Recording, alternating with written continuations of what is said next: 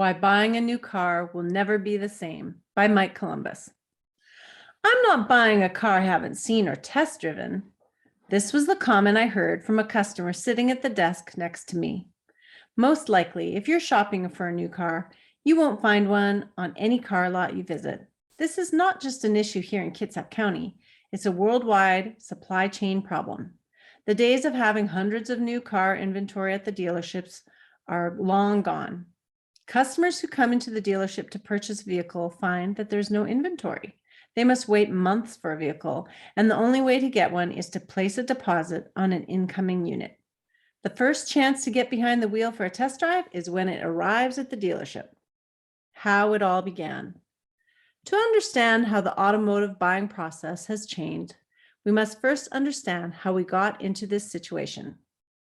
When COVID-19 hit the world in 2020, manufacturing for the most part shut down. Industries like the automotive industry ran on a just-in-time method of operation. This is a philosophy of only having on hand a supply of materials that is just in time when it is needed.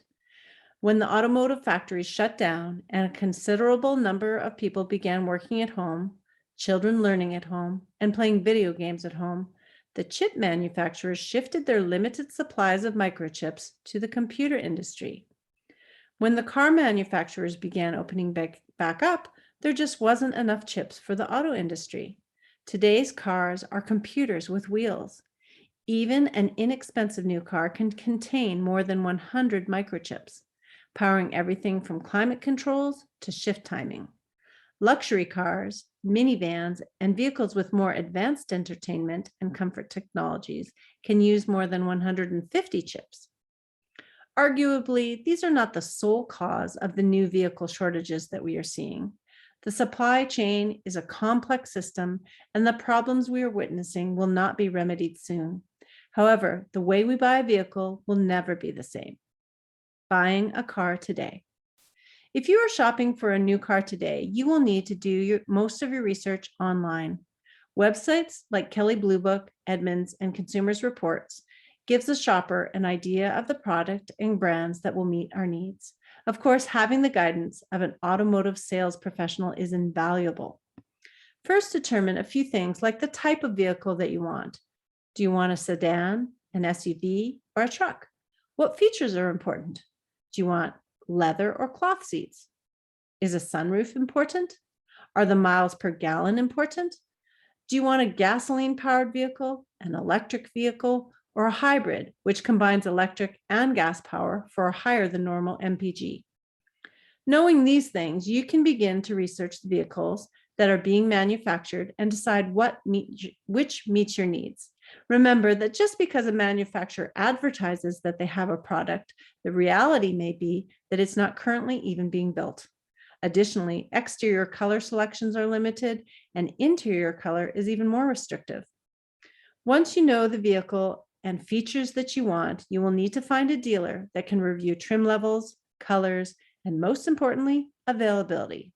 Typically, you will find availability divided into 3 categories.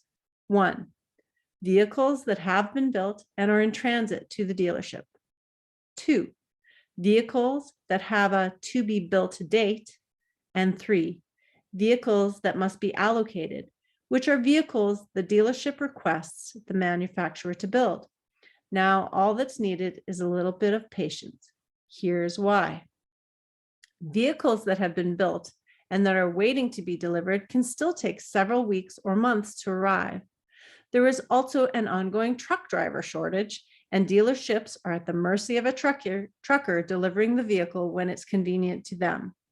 The second category, vehicles that have a to be built date, are dependent on the supply chain to have all the ingredients available to build the vehicle.